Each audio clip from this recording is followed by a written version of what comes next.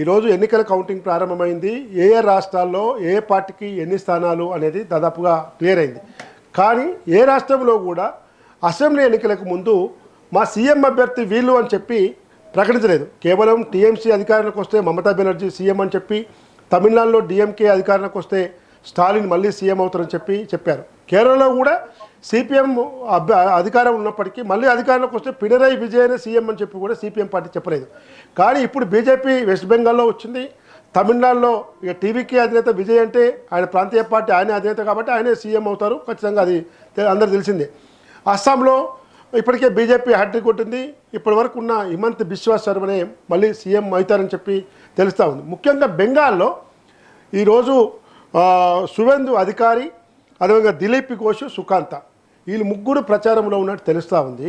ఈ నేపథ్యంలో బీజేపీ ఏమైనా ముందే ఇప్పుడు ఎన్నికల ఫలితాలు పూర్తయిన తర్వాత వెంటనే ప్రకటించే అవకాశం ఉందా, లేదా బీజేపీ ఎల్పీ సమావేశం ఏర్పాటు చేసి అమిత్ షా, మోడీ వీళ్ళందరూ కూడా వాళ్ళతో మాట్లాడి వాళ్ళ జాతీయ అధ్యక్షుడు నితిన్ బతిన్ అటెండ్ అయ్యి అక్కడ నేషనల్ వైస్ ప్రెసిడెంట్గా ఉన్న దిలీప్ ఘోష్, అదేవిధంగా యూనియన్ మినిస్టర్గా సుకాంత ఉన్నాడు, మహిళలకు ఇస్తే అర్పిత భట్టర్జీకి ఇచ్చే అవకాశం ఉందని కూడా తెలుస్తూ ఉంది. ఈ నేపథ్యంలో వెస్ట్ బెంగాల్లో సీఎం రేస్లో ముఖ్యంగా ఎవరు ఉండే అవకాశం ఉంది? కేరళలో మాత్రం కేసీ వేణుగోపాల్, అదేవిధంగా సతీశన్, అదేవిధంగా చిత్తల్ సతీశన్, అదేవిధంగా ఇతర రమేష్, వీళ్ళు ముగ్గురు మధ్యలో ఉన్నప్పటికీ కేరళలో కేసీ వేణుగోపాల్కి ఎక్కువ అవకాశం ఉన్నట్టు కనబడతా ఉంది. అస్సాం, పుదుచ్చేరిలో మళ్ళీ తిరిగి వాళ్ళే, పుదుచ్చేరిలో ఎన్ఆర్ కాంగ్రెస్ పార్టీ నాయకుడు రంగస్వామి, అదేవిధంగా అస్సాంలో హిమంత్ బిశ్వా శర్మనే మళ్ళీ సీఎం అవుతారని చెప్పి కూడా తెలుస్తూ ఉంది. ఇక తమిళనాడు పరిస్థితి అంటే పార్టీలకు అతీతంగా, ఎగ్జిట్ పోల్స్కు అతీతంగా,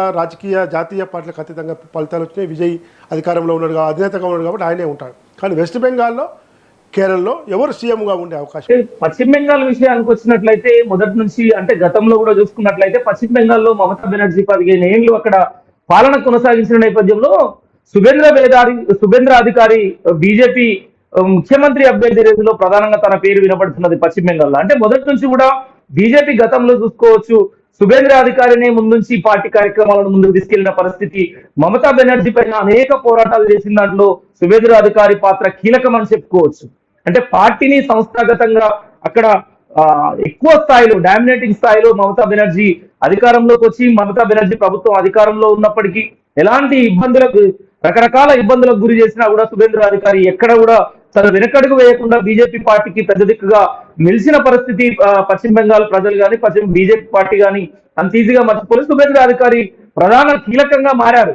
కానీ మీరు అన్నట్టుగా కొన్ని సమీకరణాలు అక్కడ పార్టీలో సమీకరణాల దృష్ట్యా కావచ్చు, మమతా బెనర్జీ ఈ రోజులు ఒక మహిళగా అక్కడ పాలించింది కనుక మహిళని ఒకవేళ చూజ్ చేసుకునే అవకాశం ఉందా బీజేపీ అగ్రనాయకత్వం? మరి ఈ రోజు మోడీ 6 గంటలకు జాతిని ఉద్దేశించి మాట్లాడిన తర్వాత, ఈ పూర్తి ఫలితాలు డిక్లేర్ అయిన తర్వాత బీజేపీ సమావేశంలో లేదంటే అగ్రనేతలు ముందుగా భేటీ అయ్యి ఒక ఆలోచనకు వచ్చి సుబేంద్ర అధికారి పేరు, అలానే మీరు అన్నట్టుగా మహిళా కోటాలో ఆ మహిళలకు ప్రాతినిధ్యం ఇస్తారా, మరి ఎలా అనేది మాత్రం బీజేపీ పార్టీ ఒక నిర్ణయం తీసుకునే అవకాశం ఉంది.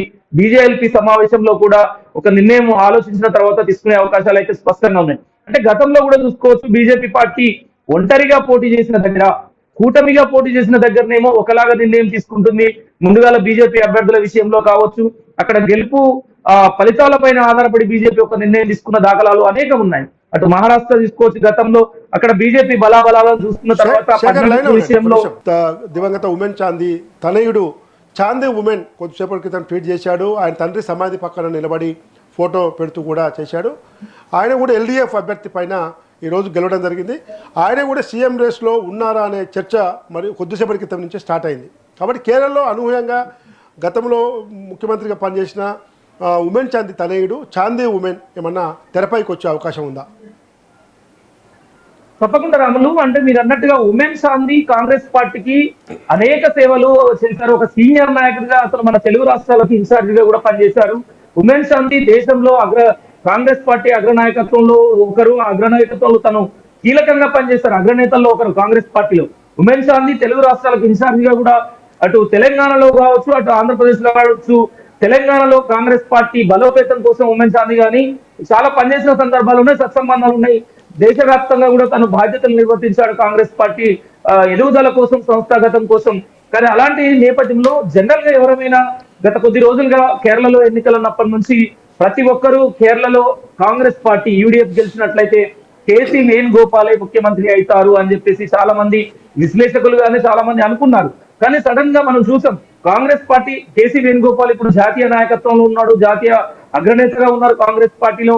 మరి కేసీ వేణుగోపాల్ కాకుండా సతీశన్ పేరు కూడా బలంగా వినపడుతున్నది. ఈ రోజు ఉదయం నుంచి వస్తున్న యూడిఎఫ్ అధికారంలోకి వస్తుంది కేరళలో అని తెలిసినప్పటి నుంచి సతీశన్ పేరు కూడా చాలా బలంగా వినబడుతున్నది అక్కడ కేరళలో. కానీ ఇప్పుడు ఉమెన్ సాంది కొడుకు సాని ఉమెన్ కూడా ఖచ్చితంగా తెర మీదకి వచ్చే అవకాశం ఉంది. ఎందుకంటే కాంగ్రెస్ పార్టీ ఒక అగ్రనాయకుడు కాంగ్రెస్ పార్టీలో కీలకంగా ఉన్న నేత కుమారుడే కనుక అక్కడ సత్సంబంధాలే ఉండడమే కాకుండా కాంగ్రెస్ పార్టీ పైన పూర్తి పట్టున్న నేత కనుక ఖచ్చితంగా ఉమెన్ సాంది కూడా అధిష్టానం అతని పేరును కూడా పరిశీలించకపోదు అనేది సందేహం ఏం లేదు. తన పేరు కూడా పరిశీలించే అవకాశాలు ఉన్నాయి. కానీ